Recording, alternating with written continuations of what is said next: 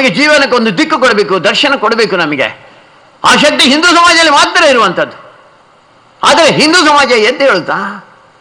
ಅದಕ್ಕೋಸ್ಕರ ಅವರು ಹೇಳಿದ್ದು, ಹೇಳಿ ಎದ್ದೇಳಿ, ಗುರಿ ಮುಟ್ಟುವವರೆಗೆ ನಿಲ್ಲದಿರಿ. ನಮಗೆ ಅನೇಕರಿಗೆ ಅನಿಸ್ಬೋದು, ಅಲ್ಲ ಮಾತ್ರ ನಾವು ಎದ್ದಿದ್ದೇವಲ್ಲ, ಈಗ ಇಲ್ಲಿ ಕೂತಿದ್ದೇವಲ್ಲ, ಯಾಕೆ ಹೇಳಿ ಎದ್ದೇಳಿ? ನೆನಪು ಮಾಡಿ, ನಾವು ಕೂತಿದ್ದೇವಾ, ಎದ್ದಿದ್ದೇವಾ? ಶರೀರ ಮಾತ್ರ ಸ್ವಲ್ಪ ಅಲ್ಲಾಡ್ತಾ ಇದೆ ಅಷ್ಟೇ. ಭಾವನೆಗಳು ನಮ್ಮದು ಎಚ್ಚೆತ್ತಿದ ಭಾವನೆಗಳು ಎದ್ದು ನಿಂತು ಇದಕ್ಕೆ ಉತ್ತರ ಕೊಡುವಂಥ ಸ್ಥಿತಿಯಲ್ಲಿ ನಾವು ಇದ್ದೇವಾ? ನಾವು ಒಬ್ಬ ಕವಿ ಹೇಳಿದಾನೆ, 3 ಸಾಗರ 100 ಮಂದಿರ ದೈವ ಸಾಸಿರವಿದ್ದರೆ. ನಮಗೆ 3 ಸಾಗರ ಉಂಟು, 3 ಮಂದಿರ ಉಂಟು, ಸಾವಿರ ದೇವತೆಗಳು ನಮಗೆ. ಒಬ್ಬನೇ ಅಲ್ಲ, ನಮಗೆ ಒಬ್ಬನೇ ಆರಾಧನೆ ಮಾಡುವುದಲ್ಲ. ನಾವು ಸಾವಿರ ಕೋಟಿ ಯಾರು ಬೇಕಾದ್ರೂ ಆರಾಧನೆ ಮಾಡುವುದು. ಅಂತ ಒಂದು ವಿಶಾಲವಾದಂಥ ದೇಶ ಇದ್ದರೆ ಅದು ಭಾರತ ಮಾತ್ರ. ನೆನಪಿಟ್ಕೊಳ್ಳಿ, ಇಲ್ಲಿ ಯಾವ ದೇವರಿಗೂ ಯಾವ ಹೊತ್ತಿನಲ್ಲಿ, ಯಾವ ರೀತಿಯಲ್ಲಿ, ಯಾವ ಹೆಸರಿನಲ್ಲಿ ನೀವು ಪೂಜೆ ಮಾಡುವಂಥ ಅವಕಾಶ ಇದ್ದರೆ ಅದು ಭಾರತ ಮಾತ್ರ. ಸಮನ್ವಯದ, ಸಾಮರಸ್ಯದ ಸಂಕೇತ ಅದು. ದೇವರ ಹೆಸರಿನಲ್ಲಿ ನಮ್ಮದು ಜಗಳ ಇಲ್ಲ.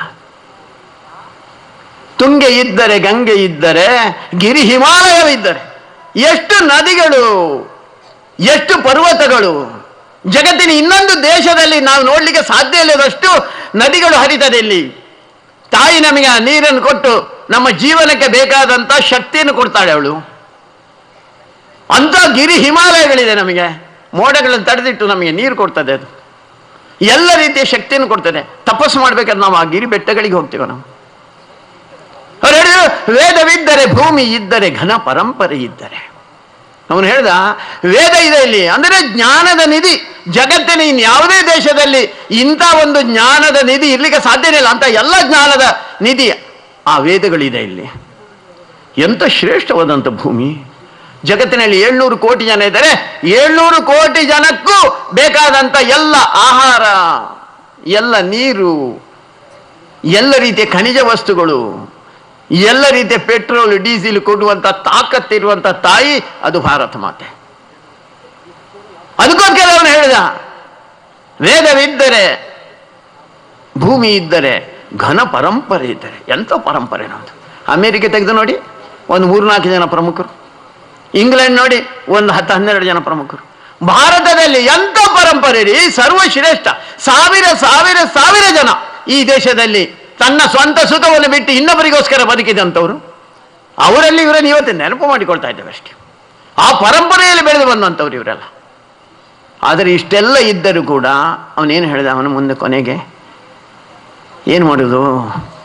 ಇಷ್ಟೆಲ್ಲ ಇದ್ದರೂ ಕೂಡ ಮನೆಯ ಮಕ್ಕಳೇ ಮಲಗಿ ನಿದ್ರಿಸುತ್ತಿದ್ದರೆ.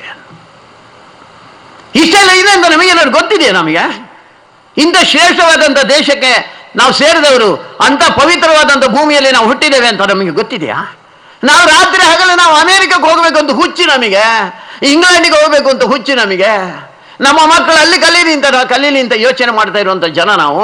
ಅದುವೇ ಶ್ರೇಷ್ಠ ಅಂತ ಯೋಚನೆ. ಯಾರೊಬ್ಬ ಬಿಳಿ ಒಂದು ಗಂಡಸು ಒಂದು ಹೆಂಗಸು ಬಂದರೆ ಎಲ್ಲವನ್ನು ಬಿಟ್ಟು ಅವರ ಹಿಂದೆ ಓಡ್ತೇವಲ್ಲ ನಾವು.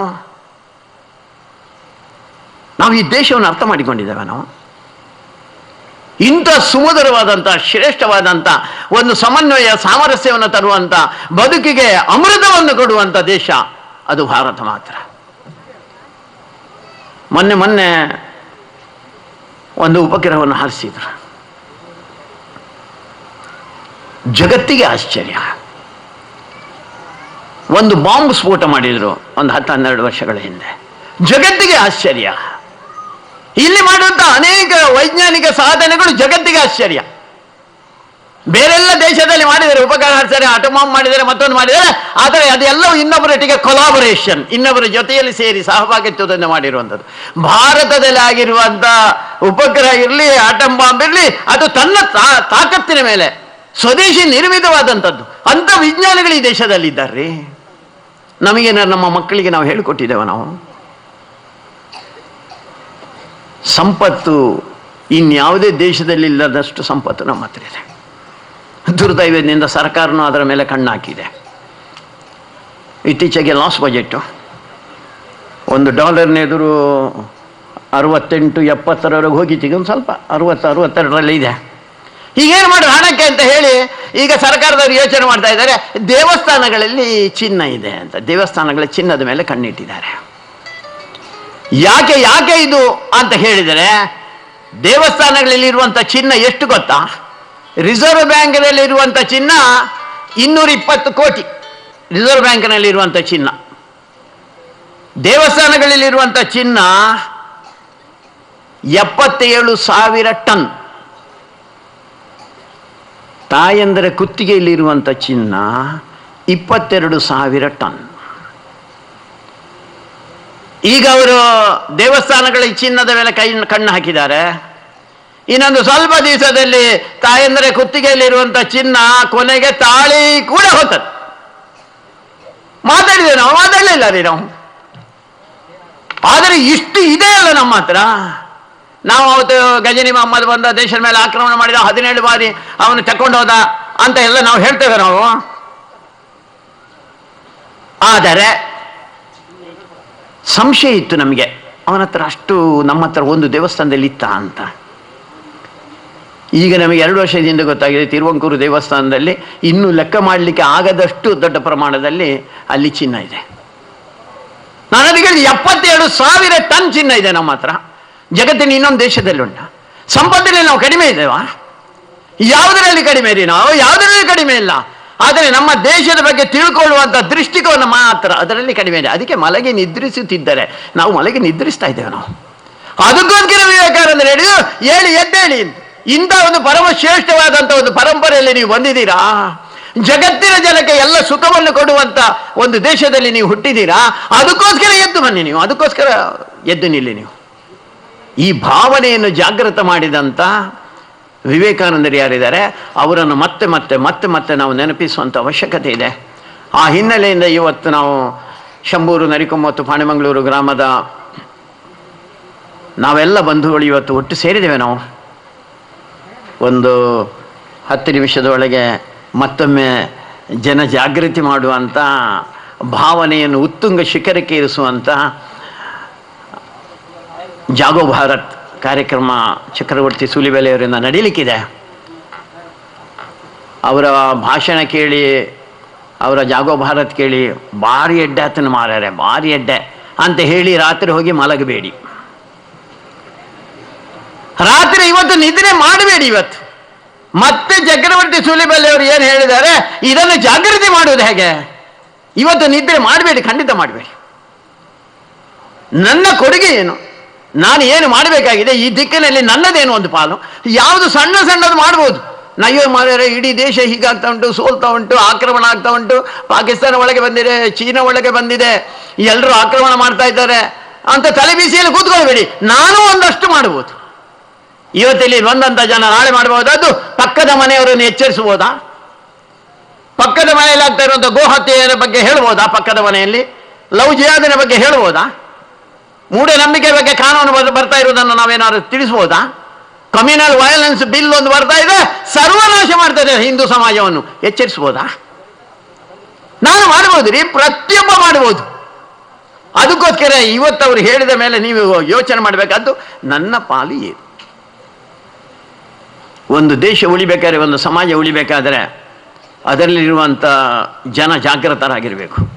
ಲೋಕಮಾನ್ಯ ತಿಲಕರು ಅವರ ಹತ್ರ ಕೇಳಿದಾಗ ಅವ್ರು ಹೇಳಿರುವಂಥದ್ದು 2. ಒಂದು, ಸ್ವರಾಜ್ಯ ನನ್ನ ಜನ್ಮಸಿದ್ಧ ಹಕ್ಕು, ನೀವು ಯಾರು ನಮಗೆ ದಾನವಾಗಿ ಈ ದೇಶವನ್ನು ಕೊಡಬೇಕಾದಿಲ್ಲ ಅಂತ ಇಂಗ್ಲೀಷರ ಹತ್ರ ಹೇಳಿತು.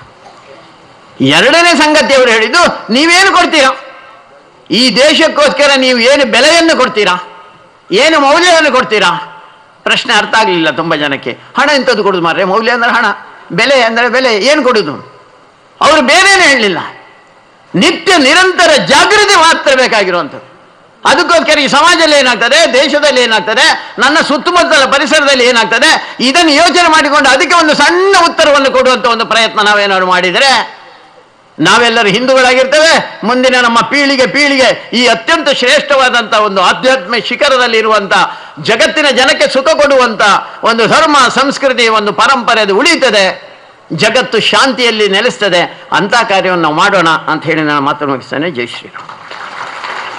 ಸದಾ ಜಾಗೃತ ಸಮಾಜ, ಐಕ್ಯತೆಯ ಸಮಾಜ, ಪ್ರಗತಿಪರ ಧೋರಣೆಯ ಸಮಾಜ, ಹಿಂದೂ ಸಮಾಜವಾಗಬೇಕು ಎನ್ನುವಂತ ಜಾಗೃತಿಯನ್ನು ನಮ್ಮಲ್ಲಿ ಮೂಡಿಸಿದಂತ ಡಾಕ್ಟರ್ ಪ್ರಭಾಕರ್ ಭಟ್, ದಕ್ಷಿಣ ಮಧ್ಯ ಕ್ಷೇತ್ರೀಯ ಸಂಪರ್ಕ ಪ್ರಮುಖ, ರಾಷ್ಟ್ರೀಯ ಸ್ವಯಂ ಸೇವಕ ಸಂಘ, ಇವರಿಗೆ ನಮ್ಮ ಹೃತ್ಪೂರ್ವಕವಂತ ಕೃತಜ್ಞತೆಗಳು, ಧನ್ಯವಾದಗಳನ್ನು ಸಮರ್ಪಿಸ್ತಾ ಇದ್ದೇನೆ. ಗುಲಾಮಗಿರಿ ಜೀವನವನ್ನು ಸುಖದ ಜೀವನವನ್ನಾಗಿ ಸ್ವೀಕರಿಸಿದ ಭಾರತೀಯ ಜನತೆಯನ್ನು ಬಡಿದೆಬ್ಬಿಸಿದವರು, ಬ್ರಿಟಿಷರ ಧೂರ್ತ ಆಡಳಿತದ ಫಲಸ್ವರೂಪ ಮಂದವಾಗಿದ್ದ ಜನಮಾನಸವನ್ನು ಎಚ್ಚರಿಸಿದವರು, ಬಂಗಾಳದಲ್ಲಿ ಕ್ರಾಂತಿಯ ಜ್ವಾಲೆಯ ಉಗಮಕ್ಕೆ ಕಾರಣರಾದವರು, ರಾಷ್ಟ್ರೀಯತೆಗೆ ಕವಿದಿದ್ದ ಮುಸುಕನ್ನು ಸರಿಸಲು ಭಾರತೀಯ ಆಧ್ಯಾತ್ಮಿಕ ಬದುಕನ್ನು ತೆರೆದಿಟ್ಟವರು, ಸಂಚಾರಿ ಸನ್ಯಾಸಿಯಾಗಿ ದೇಶ ವಿದೇಶಗಳನ್ನು ಸುತ್ತುತ್ತಾ ಧರ್ಮ ಮತ್ತು ದೇಶಭಕ್ತಿಯನ್ನು ಜನಮನದಲ್ಲಿ ಪುನರ್ ಪ್ರತಿಷ್ಠಾಪಿಸಿದವರು ಸ್ವಾಮಿ ವಿವೇಕಾನಂದರು. ಅವರ 150ನೇ ಜಯಂತ್ಯುತ್ಸವದ ಈ ಒಂದು ಸಂಭ್ರಮದ ಸಮಾರಂಭದ ಈ ಸಭಾ ಕಾರ್ಯಕ್ರಮದ ಕೊನೆಯ ಹಂತದಲ್ಲಿ ನಾವಿದ್ದೇವೆ. ವಂದನಾರ್ಪಣೆಗಾಗಿ ಶ್ರೀ ಶ್ರೀನಿವಾಸ್ ಮೆಲ್ಕಾರ್ ಇವರನ್ನು ನಾನು ವೇದಿಕೆಗೆ ಆಮಂತ್ರಿಸ್ತಾ ಇದ್ದೇನೆ.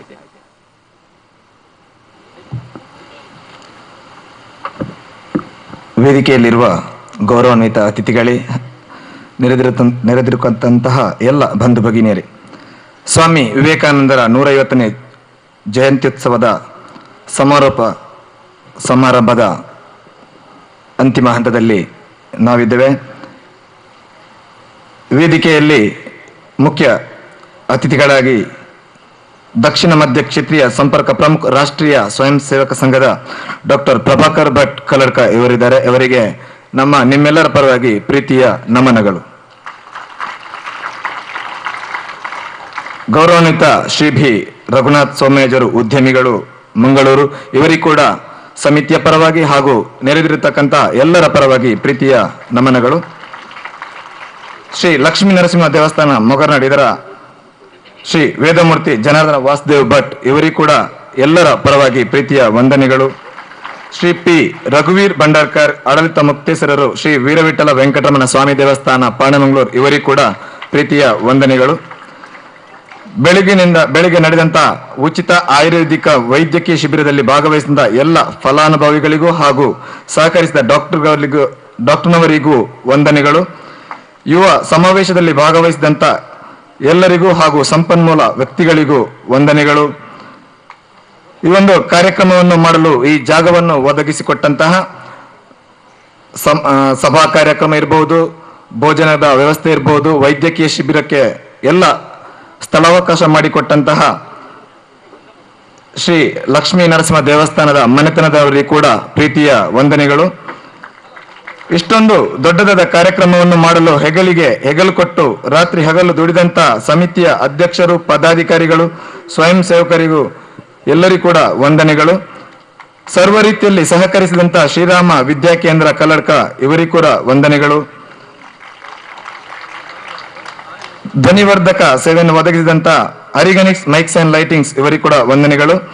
ವೇದಿಕೆ ನಿರ್ಮಾಣ, ಪೆಂಡಲ್, ಆಸನ ವ್ಯವಸ್ಥೆ ಮಾಡಿದಂತ ಗುರುಜ್ಯೋತಿ ಶಾಮಿಯನ್ನ ಮೆಲ್ಕರ್ ಇವರಿಗೂ ಕೂಡ ವಂದನೆಗಳು. ಭೋಜನದ ವ್ಯವಸ್ಥೆ ಹಾಗೂ ಫಲಹಾರದ ವ್ಯವಸ್ಥೆ ಮಾಡಿದಂತ ಐತಲ್ ಕ್ಯಾಟರರ್ಸ್ ನವರ ಶಂಕರ್ ಐತಲ್ ರವರಿಗೂ ಧನ್ಯವಾದಗಳು. ಸಹಕರಿಸಿದಂತ ಆರಕ್ಷಕ ಠಾಣಾ ಸಿಬ್ಬಂದಿ, ಪತ್ರಕರ್ತ ಮಿತ್ರರಿಗೂ, ಮಾಧ್ಯಮ ಮಿತ್ರರಿಗೂ, ಫೋಟೋ ಹಾಗೂ ವಿಡಿಯೋ ಇವರಿಗೂ ವಂದನೆಗಳು. ಕಾರ್ಯಕ್ರಮ ನಿರ್ವಹಣೆ ಮಾಡಿದಂತಹ ಶಿಕ್ಷಕರಾದ ಶ್ರೀ ರಾಮಚಂದ್ರ ರಾವ್ ಇವರಿಗೂ ಕೂಡ ವಂದನೆಗಳು.